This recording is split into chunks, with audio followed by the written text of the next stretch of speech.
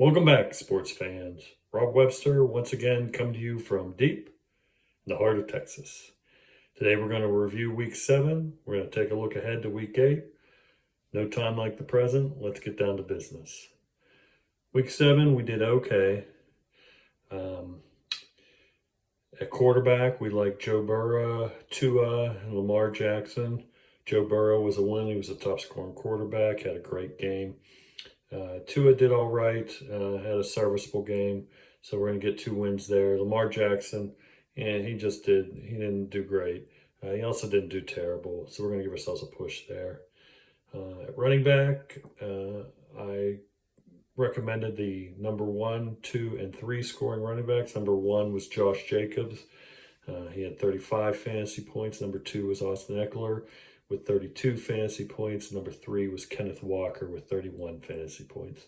So those were 3 wins there. Didn't do as well at wide receiver. Had 3 pushes there. Alan Lazard, Michael Pittman, CeeDee Lamb. They just all did all right. They didn't do terrible, but they didn't do great. At tight end, picked George Kittle. He had 18, so he's a win. David Njoku was a win. Kyle Pitts was a loss. I don't know about that Atlanta offense. I don't know what they're doing. They're wasting some talent there. So we'll see if they can get their act together. As far as who I would steer clear of, I said Jared Goff. That's a win. I recommended steering clear of Justin Fields against New England. He did really well, 22 fantasy points. That's a loss.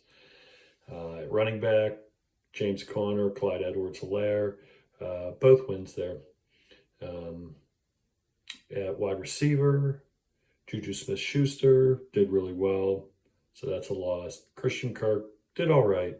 He didn't do terrible, didn't do great. That's a push there. At tight end, Darren Waller and Hunter Henry, those were both wins. So this week we had 12 wins, 3 losses, and 5 pushes. That gives us about a 72%. So once again, we're still in the C range. C's get degrees. And looking overall at the weeks 1 through 7 summary-wise, we're at about a 71.5%. So we're picking games at about a 70% clip. Not bad. Not bad at all. Or picking players. Our streak in sleepers is over. I only picked 1 sleeper this week, not my traditional 2. So, but in my defense, that one I did pick, Juwan Johnson at tight end, was the top scoring tight end. So if you took a sleeper on him, you did really well. But my other 3, Matt Ryan, Kenyon Drake, Josh Reynolds, they didn't do anything. So they weren't very good sleepers. But as I always say, enough with living in the past. Let's look to the future. So who do I like this week? Well, let's start with quarterback. At quarterback, I like Kyler Murray for the Arizona Cardinals against the Minnesota Vikings. Kyler's playing a lot better. He's got a full week of practice with DeAndre Hopkins. They're starting to get healthy, that Cardinals team. They got a good offense. Kyler Murray's looking better. So I just see them pulling out a little more stops. That Minnesota defense, not terribly great against the pass. Kyler's going to run a lot. He's going to pass a lot. So I see him doing well this week against the Vikings. Who else do I like this week? Well, I like Tom Brady, Tampa Bay Buccaneers against the Baltimore Ravens on Thursday night. Brady's still looked solid. I mean, he's Tom Brady. He's the GOAT. So he's still going to find receivers. They're starting to get a little healthier. As long as they get Mike Evans and Chris Godwin back in the lineup, that Baltimore defense against the pass has not been that great. So I see Tom Brady getting some yards, throwing some touchdowns. He'll do well this week. I also like Aaron Rodgers this week, Green Bay Packers against the Buffalo Bills. I don't like Aaron Rodgers to win that game, but I see him passing for a lot of yards, throwing it up there. He's Aaron Rodgers. It's not the talent's still there. He's just having a tough time clicking with these young wide receivers. The offense just is trying to find its way, but I'm not, like I said, I don't know if he's necessarily going to win this week, but I definitely think he'll get some points and some yards and some touchdowns this week. So look for Aaron Rodgers against the Buffalo Bills. At running back, I like Derrick Henry, Tennessee Titans against the Houston Texans. Derrick Henry's back to his old midseason form. If you remember last year, he was so far beyond all other running backs until he went down with the foot injury. So this year, it took him a little while to pick things up, but I think he's back into his regular stride. He's just going to tear up that Houston Texans defense. So look for him to do well this week. I also like Jonathan Taylor, uh, Indianapolis Colts against the Washington Commodores, or Commanders. That'd be a much better team name, actually. Um, I think what's been lost in Indianapolis's offensive struggles, especially last week, was Taylor still has looked pretty decent for yes, as far as yards per carry and yards after contact, things like that. Uh, so with a changing quarterback, they're going to, I think, rely heavily on that run game, and hopefully they'll establish Jonathan Taylor.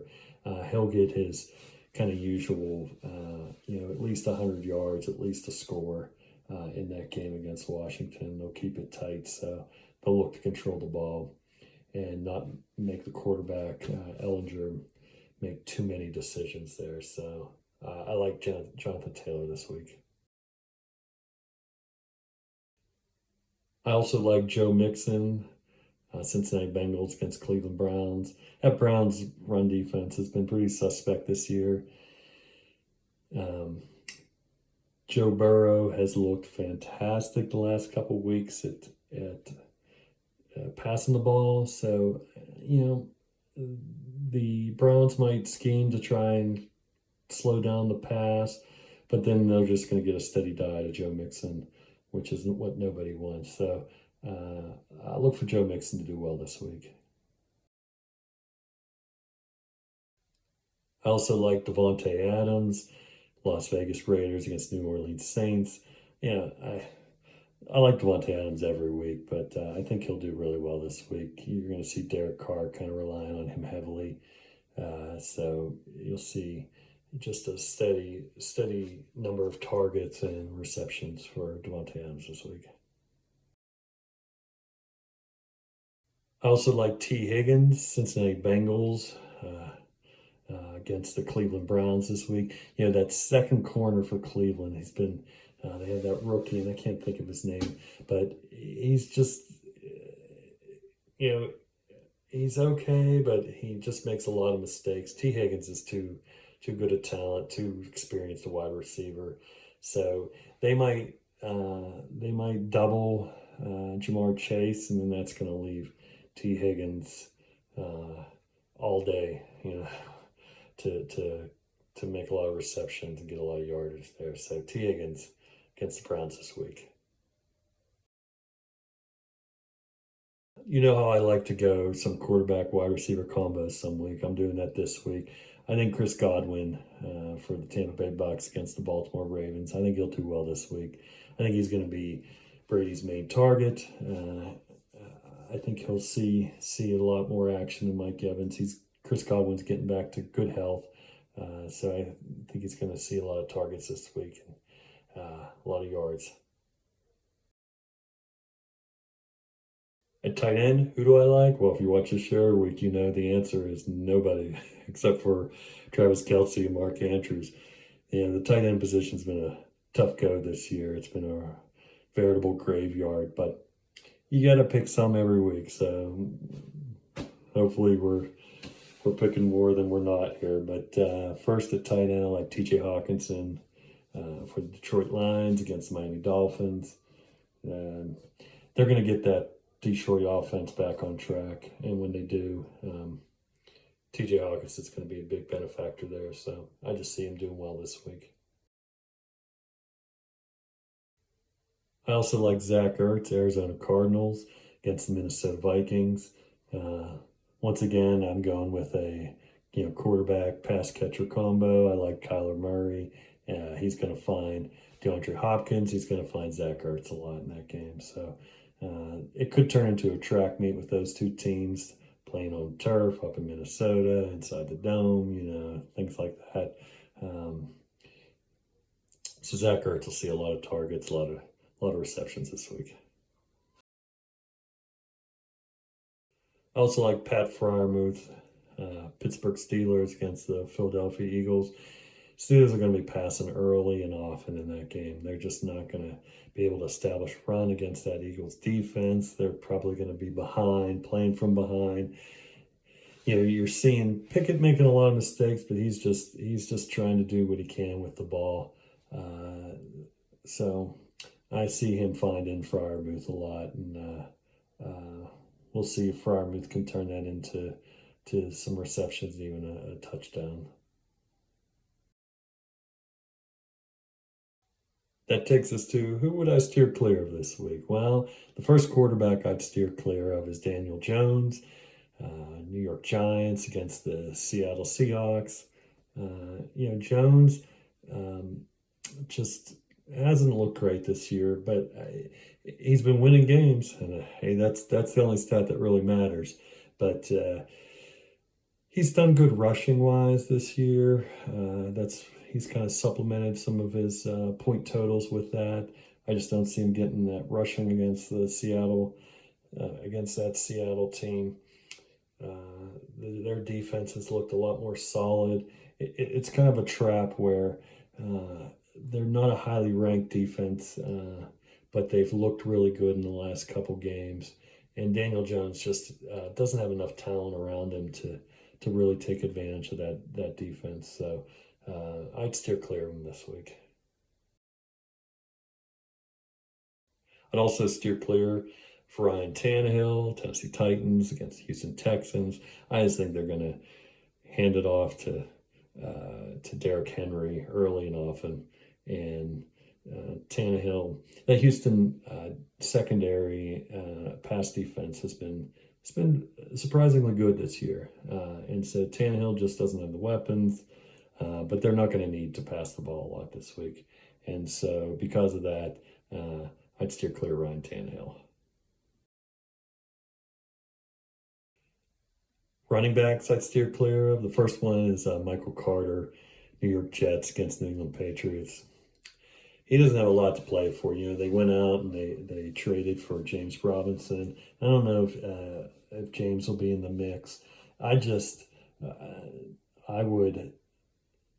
would avoid the New York Jets backfield altogether from here on out in the rest of the season since they lost Breece Hall. It's just, I don't think there's going to be any winners in it. So he's one where that New England defense to get back on track. They struggled a little with Justin Fields last week, but they got down early and couldn't come back. But I just steer clear of them this week. I'd steer clear of them for the rest of the season, but this week especially. I'd also steer clear of Darrell Henderson this week, LA Rams. They're playing the San Francisco 49ers.